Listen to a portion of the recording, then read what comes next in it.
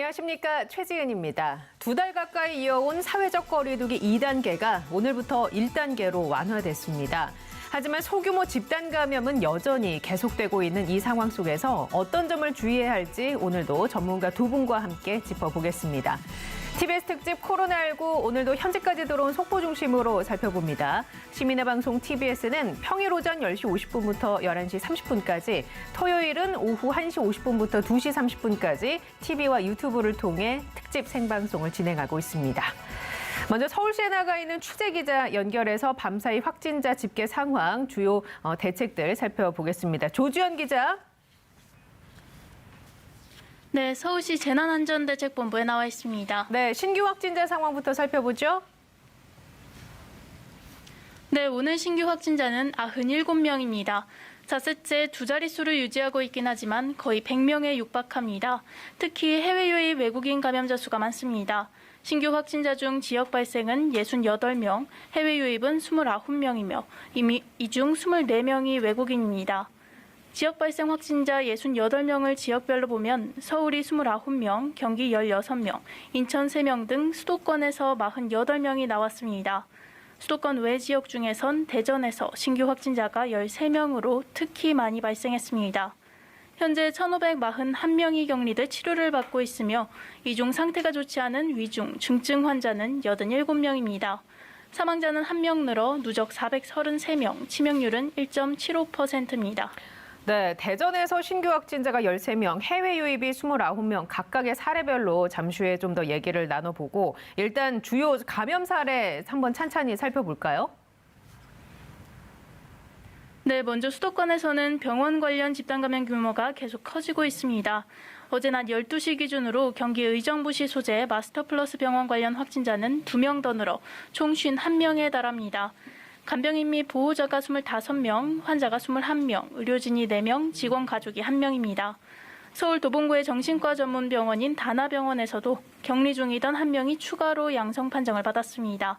현재 이 코호트 격리 중인 이 병원의 누적 확진자는 59명입니다. 추석 연휴 모임 관련 확진도 이어지고 있습니다. 대전에서 확진자가 급증한 이유인데요. 먼저 기존 대전의 일가족 식사 및 지인 모임 사례에서는 접촉자 1명이 추가돼 누적 확진자가 20명이 됐습니다. 중앙방역대책본부는 연휴 첫날이던 지난달 30일 가족 식사 모임, 28일 지인 만남, 추석 당일이었던 이번 달 1일 지인 가족 모임을 통해 전파가 이어진 것으로 보고 있습니다. 더욱이 확진자 중 1명이 일한 공부방에서도 5명이 추가로 감염돼 N차 전파가 이미 발생한 상황입니다. 대전에서는 추석 연휴였던 지난 3일 같이 식사를 한 또 다른 일가족 7명도 어제 확진됐습니다. 그리고 이 일가족 중 어린이가 다니는 대전 유성구 한 어린이집에서도 감염이 일어났는데요. 이 어린이집의 원아 3명과 교사 직원 4명이 확진됐습니다. 경기도 고양시에서는 한국어 과정 연수를 위해 입국한 네팔인 11명이 코로나19 확진 판정을 받았습니다. 네, 11명이 한꺼번에 확진 판정을 받은 네팔인 사례를 조금 더 자세하게 살펴보죠. 총 몇 명이 입국을 한 건가요? 그리고 고양시 확진자로 된 건 공항 검역 단계가 아니라 이후에 지역사회로 와서 선별진료소에서 검사를 해서 확진을 받았다는 의미인 거죠? 네, 이들 일행은 총 43명이었습니다.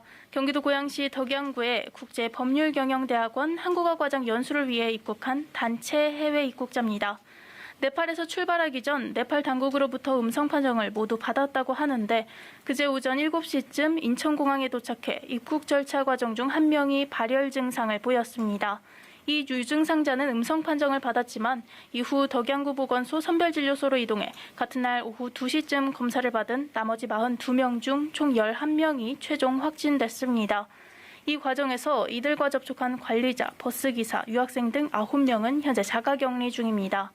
만약 나머지 42명도 공항에서 모두 검체 채취를 했다면 접촉자도 덜 발생하고 더 빠른 대응이 가능했을 텐데요. 아쉬움이 남는 부분입니다. 고양시는 보도자료를 통해 유학, 연수 등의 경우 단체 입국자가 많아 집단 감염의 위험성이 높은 만큼 강화된 방역관리 방안이 절실하다고 지적했습니다. 그러면서 중앙방역대책본부에 단체 해외 입국자에 대한 공항 검체 채취를 의무화하고 단체 해외 입국 시 관련 부처가 해당 지자체에 입국자 명단을 반드시 통보해 선제적 대응이 가능하도록 해달라고 건의했습니다. 네, 방역 관리 방안은 철저할수록 좋겠죠. 이번 사례를 계기로 보완이 이루어져야겠습니다. 오늘부터 전국의 사회적 거리두기가 이제 1단계로 내려갑니다. 다만 아직 산발적인 감염이 계속되고 있는 수도권에서는 일부 2단계의 수칙이 유지된다고 하는데 어떤 게 달라지는지 구체적으로 짚어주시죠. 네, 거의 2달 만에 사회적 거리두기가 1단계로 완화됩니다. 일단 그동안 영업이 제한됐던 곳들 중에 풀리는 곳이 많습니다. 클럽 등 유흥주점과 콜라텍, 단란주점, 감성주점, 헌팅포차, 노래연습장, 실내 공연장, 실내 집단운동, 대형 학원, 뷔페 등 고위험시설 10개 업종의 운영이 재개됩니다. 종사자와 이용자 모두 마스크를 반드시 착용하고 전자출입 명부를 작성해야 합니다. 유흥시설의 경우는 면적당 이용 가능 인원에 제한을 둡니다. 다만 감염 전파 위험이 높은 방문 판매 홍보관은 계속 운영이 중지됩니다. 또 스포츠 경기장 입장도 가능해집니다. 대신 관중 수는 기존 1단계보다 더 줄여 30%만 들어갈 수 있도록 했습니다. 어린이집 같은 사회복지시설도 다시 문을 엽니다. 하지만 감염 확산세가 좀처럼 줄어들지 않고 있는 수도권은 일부 2단계 조치를 더 유지하기로 했습니다. 음식점과 카페는 테이블 간격 1m 거리두기가 의무화됩니다. 학원과 스터디 카페, 워터파크, 결혼식장, 영화관, PC방 같은 시설도 마스크 착용과 출입자 명부 관리를 해야 합니다. 수도권 교회는 대면 예배는 할 수 있지만 예배실 좌석의 30%만 입장이 허용되고 소모임과 식사는 금지됩니다. 실내 50인, 실외 100인 이상 집합과 모임의 경우 비수도권은 허용되지만 수도권은 자제 권고가 내려졌습니다. 방역당국은 앞으로 시설의 운영 중단과 폐쇄 같은 일률적인 강제 조치는 최소화하겠지만 방역수칙을 위반하면 과태료를 물리는 등 엄중 조치하겠다고 경고했습니다. 네, 1단계로 조정된 것은 방역의 상황과 민생 경제를 고려해서 거리두기 조정이 이루어졌을 텐데요. 근데 완화가 됐다고 해도 방심하거나 거리두기 노력을 중단해서는 안 되겠습니다. 이어서 교육계 소식 살펴보죠. 전국 초등학교, 중학교, 고등학교의 등교 인원도 늘어났고 매일 학교도 이제 등교할 수 있는 거죠? 네, 거리두기 2단계에서는 유치원과 초등학교, 중학교는 학생들의 3분의 1, 고등학교는 3분의 2만 등교했습니다. 하지만 거리두기 1단계에서는 재학생의 3분의 2까지 등교할 수 있게 됩니다. 수도권 학교의 경우엔 등교 인원 3분의 2가 엄격하게 적용되고 비수도권의 경우 전교생이 매일 학교에 가는 것도 가능해집니다. 학교 여건에 따라 밀집도를 조정할 수 있도록 했기 때문에 예전처럼 매일 등교하는 학교도 나올 수는 있게 된 겁니다. 수도권 학교들도 탄력적 학사 운영을 통해 등교 수업 일수를 늘릴 수 있습니다. 등교 인원을 오전, 오후반으로 나누거나 학년별로 오전, 오후반을 나누는 방식 등이 대안이 될 것으로 보입니다. 초등학교 저학년의 경우는 주 3회 이상 등교를 실시하기로 했습니다. 그동안 등교를 못해 학교 생활 적응이 어렵고 기초학습 부진이 우려된다는 현장의 목소리를 반영했습니다. 다만 학교 측은 급식 시 방역은 어떻게 할지, 학교 후 생활을 어떻게 지도할 것인지 등 각종 방역 조치 계획을 마련해야 합니다. 새로운 등교 방식은 학교 준비 기간을 거쳐 오는 19일부터 적용될 예정입니다. 네, 학생들이 안전하게 등교 수업을 할 수 있도록 철저한 준비가 필요해 보입니다. 박물관을 비롯한 실내 관람 시설도 오랫동안 휴관을 끝내고 다시 문을 연다고요? 네, 문화재청은 정부의 사회적 거리두기 단계 조정에 따라 오늘부터 실내 관람 시설을 재개관한다고 밝혔습니다. 재개관하는 시설은 국립고궁박물관과 덕수궁 중명전 석조전, 창경궁 온실, 여주 세종대왕 역사문화관, 대전 천연기념물센터, 아산 충무공 이순신기념관 등 14곳입니다. 다만 동시 입장 관객 수는 제한하고 최대한 관람객 동선을 한 방향으로 유도할 방침입니다. 마스크 착용과 발열 여부도 확인합니다. 국립고궁박물관은 하루 최대 1,000명 이내, 시간당 150명 이내만 입장이 가능합니다. 국립무형유산원은 전시실별 10명 이내 및 공연제한 좌석의 50% 이내, 국립해양유물전시관은 전시실별 10명에서 30명으로 관람 인원이 제한됩니다. 국립고궁박물관과 국립무형유산원은 인터넷 사전 예약제로 운영됩니다. 지금까지 서울시 재난안전대책본부에서 전해드렸습니다. 네, 조지현 기자와 함께 얘기 나눴습니다. 조지현 기자 수고하셨습니다. 지금 시각이 11시 정각 6초 지나고 있습니다. 네, 지금 현재 중앙방역대책본부의 국내 코로나19 상황 브리핑이 시작이 됐다고 합니다. 현장 연결해서 직접 한번 들어보겠습니다. 해외 유입 사례가 29명 있습니다. 어제 한 분이 돌아가셨습니다. 고인의 명복을 빌고 유가족분들께는 깊은 위로의 말씀을 드립니다. 오늘은 전국에 대해 거리두기 1단계, 수도권에 대해서는 일부 2단계 조치를 추가로 적용하는 첫날입니다. 이번 거리두기 조정은 더 이상 거리두기 노력을 하지 않아도 된다는 의미는 결코 아닙니다. 코로나19 장기화 상황에서 방역의 실효성은 높이면서 지속적인 대응이 가능한 수준으로 거리두기의 단계 내용을 조정한 것입니다.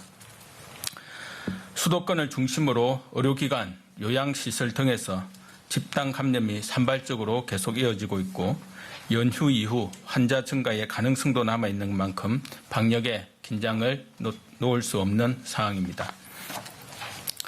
언제나 마스크 착용 등 개인 방역 수칙과 각 시설에서의 방역 수칙을 지켜주시기를 당부드립니다. 전국의 거리두기가 1단계 생활방역 체계로 조정되지만 고위험 시설에 대한 방역 관리는 강화됩니다. 첫째, 실내 50인, 실외 100인 이상의 집합 등에 대한 집합 금지는 해제하되 일시적으로 다수가 모이는 행사는 시설 면적 4m 제곱당 1명으로 인원을 제한합니다.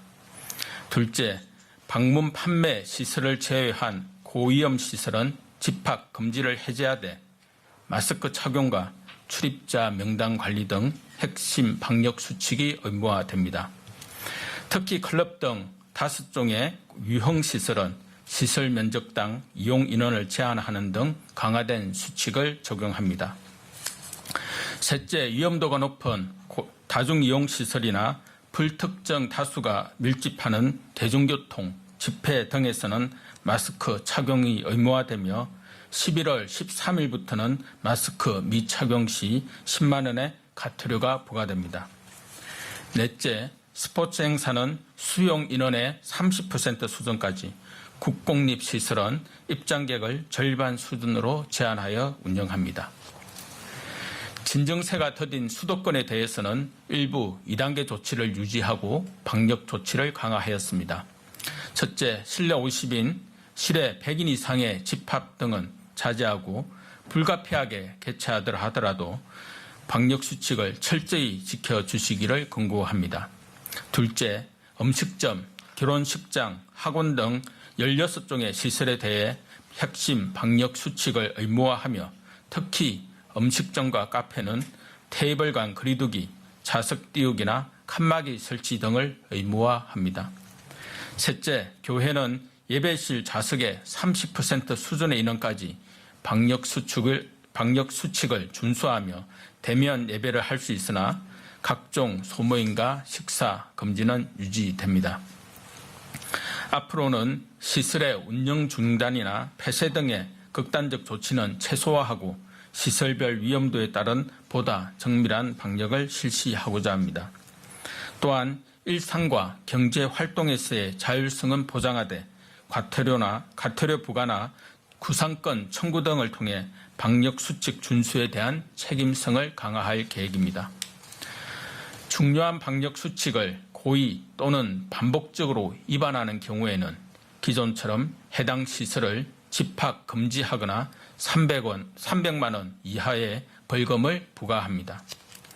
또한 감염병 예방법 개정에 따라 한 달간의 계도 기간을 거쳐 11월 13일부터는 방역 수칙을 위반한 시설 운영자와 이용자에 대해 과태료를 부과합니다. 앞으로는 심각한 위반이 있을 경우 지자체장이 3개월 이내에 시설 운영 중단도 명령할 수 있음을 말씀드립니다.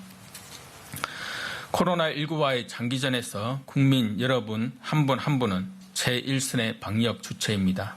지금까지 보여주신 솔선수범의 자세와 책임감을 계속 지켜주시기를 바랍니다.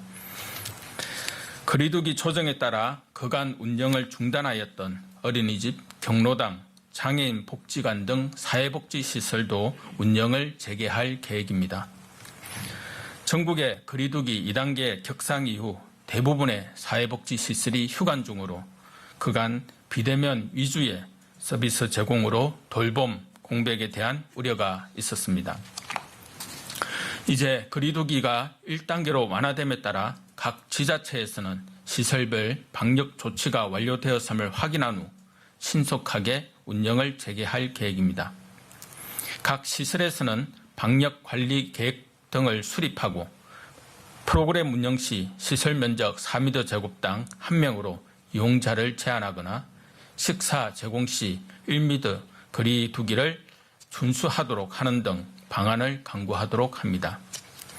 이와 함께 이용자가 밀집하지 않도록 시간제 운영 또는 사전 예약제도 권장할 것입니다.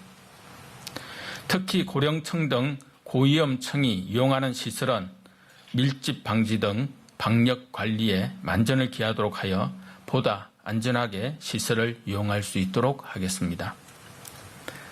한편 코로나19로 소득이 감소한 저소득층을 대상으로 4인 가구 기준 100만 원을 지급하는 위기 가구 긴급 생계 지원금은 오늘부터 온라인 신청을 접수할 예정입니다. 코로나19로 생계에 어려움을 겪는 국민들께 이번 지원이 작게나마 도움이 되기를 바랍니다. 다음으로 가을 단풍철을 맞아 국립공원에 대한 방역 대책을 말씀드리겠습니다. 먼저 10월 17일부터 11월 15일의 기간 중 각 공원별로 단풍 절정기에는 대형 버스의 공원 직영 주차장 이용을 통제하여 단체 탐방을 제한할 계획입니다. 또한 공원의 정상부, 전망대, 쉼터 등 탐방객이 밀집할 수 있는 55개 장소에 출입 금지선을 설치하여 탐방객이 분산될 수 있도록 할 것입니다.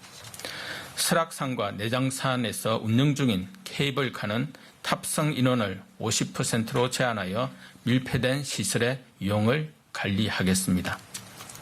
한편 유튜브에 국립공원 TV 채널에 설악산, 오대산, 내장산의 단풍 절정기 영상을 게시하여 국민 여러분들께서 직접 가시지 않으시더라도 비대면으로 단풍을 체험할 수 있도록 하겠습니다. 또한 단풍철 탐방 수칙 또한 영상을 통해 적극 안내하겠습니다. 가을철 국립공원뿐만 아니라 다양한 여가 문화시설의 이용이 늘어나며 사람 간의 접촉과 밀집이 늘어날 가능성이 높습니다. 올해는 가급적 비대면으로 단풍놀이를 즐기시고 국립공원을 찾으실 때에도 가족 등 소규모 단위로 언제 어디서나 방역수칙을 준수하며 안전하게 이용하시기를 바랍니다. 추석 특별 방역기간까지 긴 시간 거리두기 노력에 함께 해주신 국민 여러분께 다시 한번 지금까지 중앙재난안전대책본부의 코로나19 관련 브리핑 함께 보셨습니다. 계속해서 전문가 두 분과 함께 더 자세하게 이 상황 살펴보죠. 먼저 설대우 중앙대 약학대학 교수 모셨습니다. 안녕하세요. 네, 안녕하세요. 네, 강양구 TBS 과학전문기자와 함께합니다. 반갑습니다. 안녕하십니까? 네, 먼저 브리핑 내용 살펴보겠습니다. 집단 감염 여파가 계속되고 있는 것 같습니다. 현재 추이는 어떻게 보시는지요? 네, 일단은 어제 오늘부터 1단계로 내리지 않았습니까? 그래서 이제 오늘 브리핑은 이제 1단계로 전환하고 난 다음에 여러 가지 이제 수칙이라든가 적용 대상에 대해서 자세하게 브리핑을 했었고요. 이제 어제 그런데 1단계로 내리자마자 오늘 0시 기준으로 또 확진 환자 숫자가 거의 100명에 육박을 해서 지금 방역당국 입장에서도 굉장히 좀 긴장감을 가지고 있는 듯 보입니다. 네, 내리긴 했지만 안심할 수 있는 상황이 전혀 네. 아니기 때문에. 교수님, 원래 보통 일요일 검사량이 적잖아요. 근데도 이 정도 나왔다는 수치는 어떻게 보십니까? 이게 안심할 수 있는 상황은 아닌 거죠? 네, 지금 상황이 안심할 수 있는 상황은 아니고요. 이제 검사가 보통 한 반 정도밖에 안 되는 거고, 네. 보통 일주일에서 수목금토가 제일 중요하다 그랬으니까 아직 수요일이 안 됐지 않습니까? 그렇기 때문에 수요일 날에 좀 봐야 될 것 같고요. 또 하나는 최근에 양상이 해외 유입 확진자 수가 좀 증가하고 있습니다. 네. 거기에다가 아직까지 병원이라든지 곳곳 집단 감염이 있는 데다가 추석 연휴로 인한 산발적인 집단 감염도 조금 있어 보입니다. 거기에다가 다른 해외 사례를 보면은 지금 계절적인 요인이 확실히 있어 보입니다. 그렇기 때문에 우리도 지금 어느 정도 관리가 가능한 수준에 있을 때 더 억제를 하면서 이 계절의 변화를 맞이해야 되는데 지금 이제 섣불리 일단 1단계로 가는 상황을 지금 방역 당국이 천명을 했습니다. 그것 때문에 제 개인적으로는 향후에 좀 더 어려운 국면을 맞지 않을까 이런 걱정이 좀 들고 또 다른 하나는 수도권인 경우에는 1.5단계인데 실제로는 1단계라고 얘기했거든요. 이것은 전 세계 방역과 관련해서 우리나라의 위상이 상당히 높습니다. 그렇기 때문에 우리나라가 2단계를 하느냐, 1단계를 하느냐, 또는 1.5단계를 하느냐 하는 것은 해외 상황에서 상당히 시사하는 바가 있거든요. 그렇기 때문에 해외에는 일단 우리나라가 명시적으로 1단계, 그렇지만 내부적으로 수도권 지역에서는 1.5단계를 유지하는 그런 여러 가지 고려 때문에 아마 1단계로 천명한 게 아닌가 이렇게 생각이 됩니다. 예. 예전에 돌이켜서 생각해보면 1단계로 낮춰졌을 때 신규 확진자는 50명 이하였던 걸로 기억을 해요. 근데 지금 1단계로 낮춰졌지만 신규 확진자가 거의 100명에 육박하는 수준이고 확실히 계절적인 요인이 작용을 한 것 같습니다.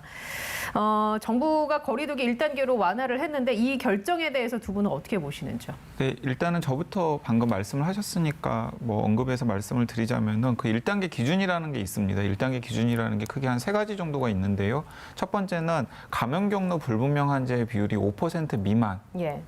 이라는 게 있는데 지금 2주간 감염 경로 불분명 환자의 비율이 19.8%거든요. 네. 그러니까 거의 기준치에 비해서는 4배 이상 높은 상황이라는 것.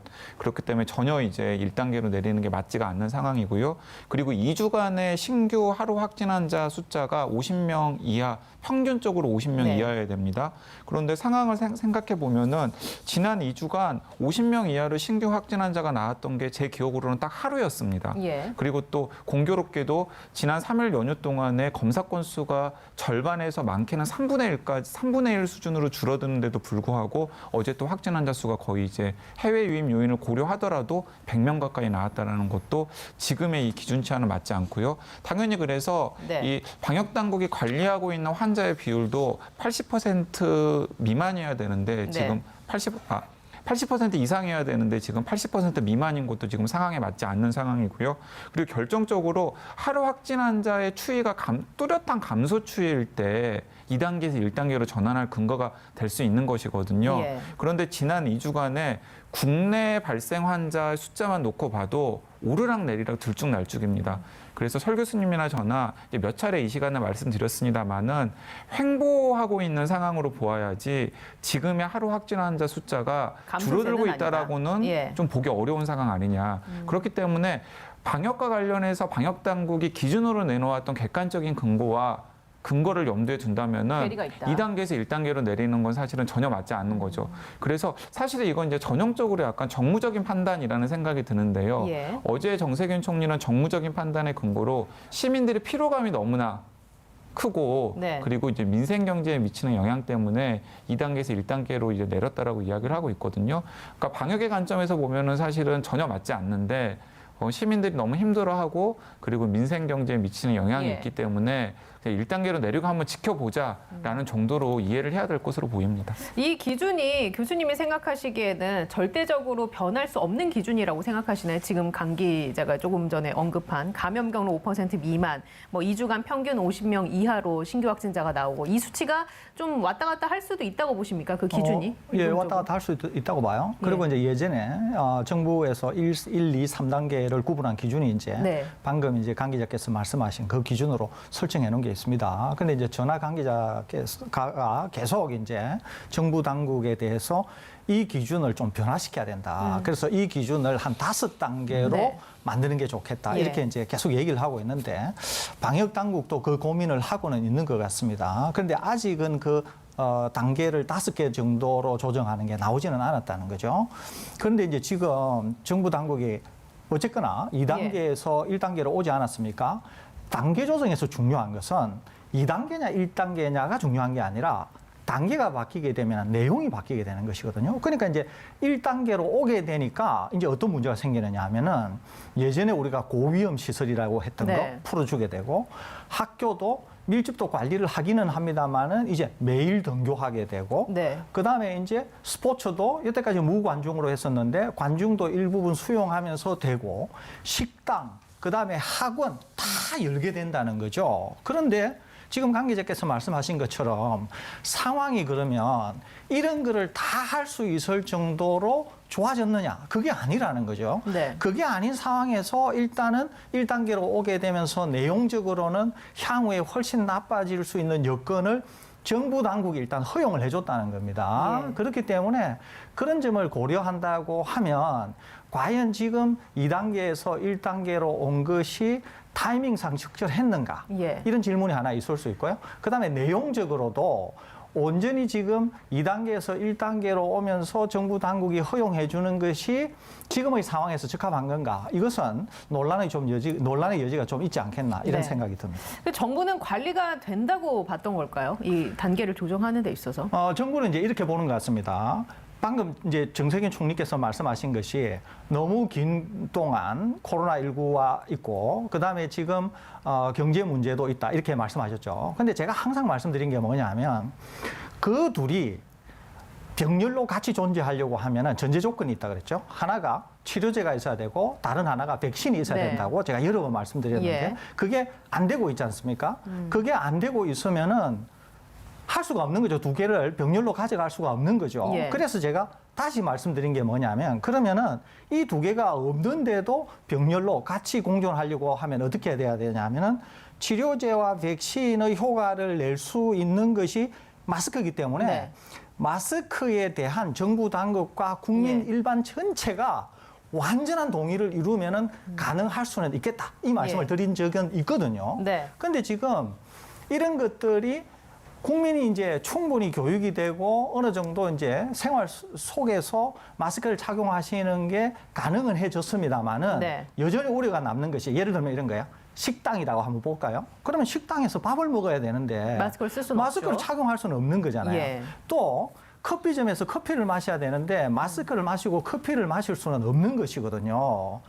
그런데 2단계 조치에서는 어떻게 되냐면은 오로지 테이크아웃만 가능했다는 거죠. 예. 그러니까 1단계가 되었을 때도 국민 일반이 정부 당국과 확실한 어떤 동의하에서 네. 비록 식당을 이용하고 커피점을 이용할 수는 있지만 국민들이 그럼에도 불구하고 우리는 테이크아웃을 하겠다라고 하는 강력한 그런 동의 기반이 있어야 1단계로 갈 수 있다는 거죠. 예. 그런데 지금 그렇지 않고 1단계를 와버리면 불을 보듯이 이제 모든 분들이 식당에서 평소의 생활 습관대로 할 거라는 거죠. 그러면 어떻게 되느냐?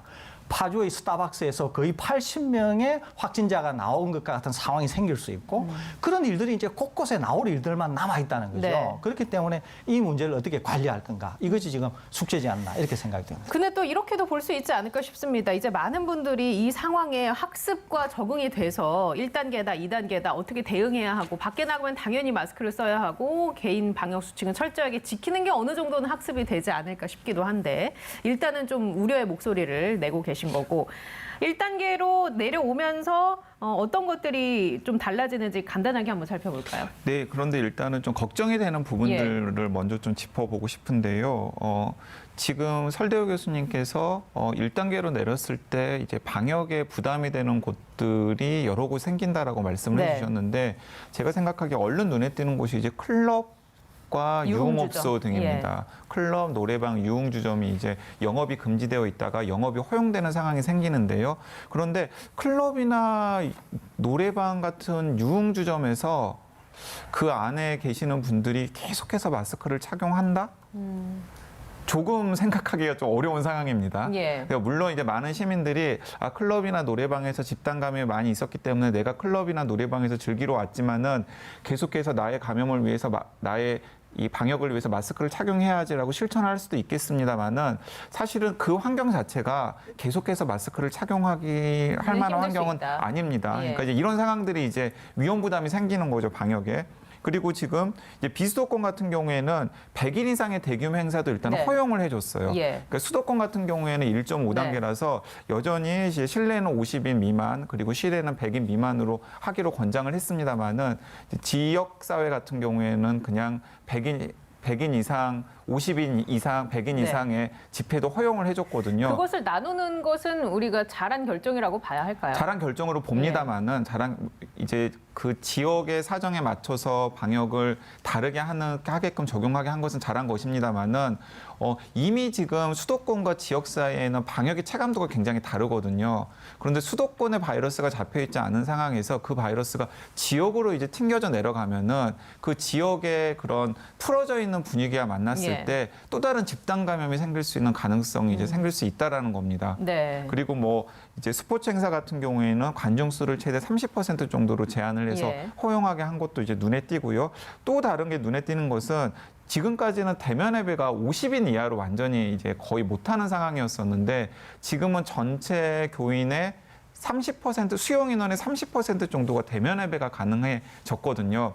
다행히 교회 소모임이나 혹은 그 식사 같은 경우에는 원천적으로 금지를 했습니다마는 네. 주일에 많이 모이게 되면 일요일 날 교인들이 교회에 많이 모이게 되면 그분들이 교회의 공식적인 행사는 별개로 반드시 교류를 하게 됩니다.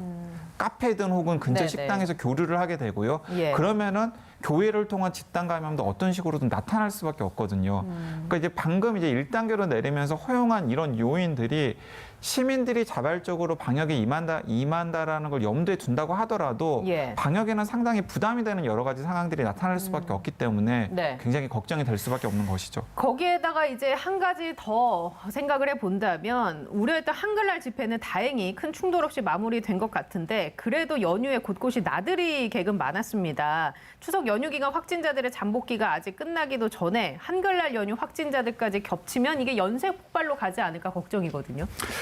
한글날 관련해서 확진은 크게 나올 것 같지는 않습니다. 네. 우선은 이제 한글날 모임이 제대로 이루어지지 않았습니다. 이제 그렇기 때문에 이제 크게 확산이 될 것 같지는 않은데. 그 집회로 인한 확산은 그렇습니다. 없을 것이다. 근데 제가 오히려 예. 걱정했던 것은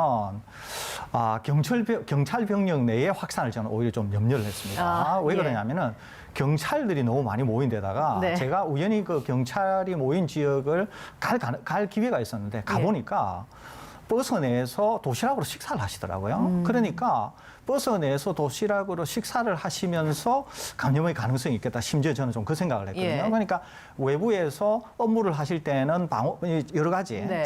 마스크나 이런 걸 잘 착용하셨는데 아까 말씀드린 것처럼 식사를 하면서 마스크를 착용할 수는 없는 거 아닙니까? 거기에다가 버스 내에서 밀폐된 식사를 하셔야 공간에서. 되기 예. 때문에 그래서 만일에 경찰 병력 내에서조차도 감염 확산이 확인되지 않는다. 그러면은 한글날과 관련한 감염 확산 우려는 거의 없을 것으로 이렇게 조심스럽게 점쳐집니다. 근데 소규모 이제 나들이객들이 워낙 많아서 거기서는 어떻게 될지 아직 모르는 네. 거죠. 예, 그것은 좀 더 지켜봐야 될 것 같습니다. 예. 그 왜 이제 단풍철이 점점 되면서 야외 활동을 계획하시는 분들이 많을 것 같아요. 탁 트인 산이라고 해서 안전하지는 않은 거죠. 예, 그렇습니다. 이제 여전히 위험은 많다고 볼 수 있는데요. 우선은 많이 모이면 위험하고요. 두 번째는 실외라고 하더라도 많이 모이게 되면 여전히 위험합니다. 또 하나는 사람들이 많이 모이는 곳은 화장실이나 그 이외에 여러 가지 실내를 반드시 출입해야 될 상황이 생길 수 있기 때문에 네. 그럴 경우에는 위험 요인이 있을 수 있는 것이거든요. 예. 그렇기 때문에 꼭 기억하셔야 될 것은 언제나 어디서나 마스크를 착용하셔야 되고 가능하면 많이 모이는 곳은 피하셔야 되고 많이 모이는 곳을 가실 때에는 마스크에다가 손을 꼭 비누로 씻는 그런 개인 방역을 철저히 하셔야 예. 된다는 점 말씀드립니다. 근데 이제 그게 또 궁금해지네, 개인적으로. 산은 출입 명부를 작성할 수 없잖아요. 그냥 가는 거잖아요. 제가 가본 결과는 그렇더라고요. 경험상 산에 가보면 거리두기나 이런 것들이 물론 야외니까 좀 그거는 내 의지대로 떨어뜨릴 수는 있지만 명부 같은 게 없는데 만약에 그 공간에서 산이라고 해도 확진자가 있다 하면은 그 어떻게 추적을 해야 되나요? 굉장히 힘든 상황이 되는 거죠. 그런데 야외에서 제가 생각하기에는 야외에서 그 집단 감염이 일어날 가능성은 사실은 굉장히 낮아 보입니다. 예. 그래서 아까 이제 브리핑에서도 강조했듯이 저는 그 몇 가지 잘한 조치가 있다라고 생각을 하는데요. 일단은 단풍놀이가 한창일 때 대형 버스 주차를 허용하지 않았어요. 네. 그것은 무슨 말이냐면은 예를 들어서 바이러스에 감염되신 분이 있으면은 그 감염되신 분이 대형 버스를 타고서 이동을 하면은 그 대형 버스 안에서는 100% 집단 감염이 일어날 가능성이 굉장히 크거든요. 예, 그런데 네. 대형 버스 허용을 하지 않았기 때문에 그러니까 함께 모여가지고 단풍놀이를 오는 것을 이제 최대한 네. 봉쇄하겠다라는 방역 조치인 것이죠. 저는 그런 점은 굉장히 의미가 있다라고 생각을 하고요. 그리고 산에서도 이제 위험이 되는 것은 무엇이냐면 등산로 자체가 위험이 되는 것이 아니라 쉼터라든가 아니면 산 정상이라든가 이런 곳에서는 많은 분들이 모여 있고 예. 그리고 또 보통 거기에서 음료수를 드시거나 혹은 도시락을 함께 드시거나 이런 취식 행위를 하는 네. 경우가 많이 있지 않습니까? 그럼 당연히 취식 행위를 하다 보면은 밀접 접촉이 생기고 또 마스크를 착용하지 않을 가능성도 커지기 때문에 혹시 거기에 바이러스 감염자가 있다면은 그런 상황에서 바이러스 전파가 일어날 가능성이 굉장히 커지거든요. 네. 근데 그런 상황에 대해서도 지금 방역 당국에서는 뭐 국립공원관리공단 등과 협조를 해서 최대한 뭐 선 같은 걸 설치를 해서 모이는 일이 없도록 막겠다라고 지금 이야기를 하는 것이거든요. 이제 그런 대목들은 단풍놀이를 통한 집단 감염을 최대한 차단해 보려고 하는 노력으로 보여서 네. 그런 것들은 미리 선제적으로 잘 하고 있는 것으로 보입니다. 예, 알겠습니다. 이 간단하게 이 질문 한번 해볼게요. 오늘 해외 확진자가 좀 많이 나왔습니다. 그 가운데 이제 네팔인 사례들이 11명 이 한꺼번에 확진 판정을 받았는데 네팔에서 출발하기 전에는 음성 판정을 받았어요. 그런데 이제 지역 선별진료소에서 양성 판정을 받았거든요. 이 상황은 우리가 어떻게 볼 수 있는 건가요? 예, 우선은 이제 국가마다 기준과 또 이제 검사를 하는 진단 키트의 품질 이런 것들이 서로 다를 수 있습니다. 그러니까 외국에서 음성이었는데 국내에서 양성이 되는 경우가 심심찮게 있습니다. 그것은 이제 우리 진단 방식 또는 키트의 감도 이런 것들이 훨씬 뛰어나다고 볼 수 있는 것이죠. 그러니까 지금 입국하신 이 분들이 자국 내에서는 음성이었는데 국내에서는 양성이 되는 거지 않습니까? 방금 말씀드린 대로 이런 국가 간의 기준이나 사용하는 키트의 품질 이런 것들과 밀접한 관계가 있어 보입니다. 그 비행기 안에서는 감염될 확률이 많이 낮은가요? 높은가요? 어떻습니까? 상당히 낮습니다. 낮다고요? 전 세계적으로 비행기를 통해서 감염 확산이 된 경우가 거의 없거나 매우 드뭅니다. 그 이유는 비행기가 가지고 있는 매우 독특한 공기 흐름과 관련이 있는데요. 첫째 하나는 비행기는 공기가 일방향, 위쪽에서 아래쪽, 발 쪽으로 흐르게 되어 있습니다. 예. 그러니까 바이러스를 몸에 지니고 있어서 바깥쪽으로 배출이 될 때는 바로 아래쪽으로 흐르도록 되어 있고요. 두 번째는 그 공기를 모아서 엔진에서 나오는 열로 멸균을 한 다음에 다시 재순환을 시킵니다. 그러니까 한번 비행기에서 빠져나간 공기는 완전히 멸균된 상태로 재유입이 되기 때문에 그런 점에서 본다고 하면은 비행기에서의 공기 흐름과 공기 질 자체는 굉장히 안전하다 이렇게 볼 수 있습니다. 알겠습니다. 자, 오늘 저희가 준비한 소식은 여기까지입니다. 서울대우 중앙대 약학대학 교수 강양구 TBS 과학전문기자와 얘기 나눴고요. 내일 다시 찾아오도록 하겠습니다. 건강한 하루 되시기 바랍니다. 고맙습니다.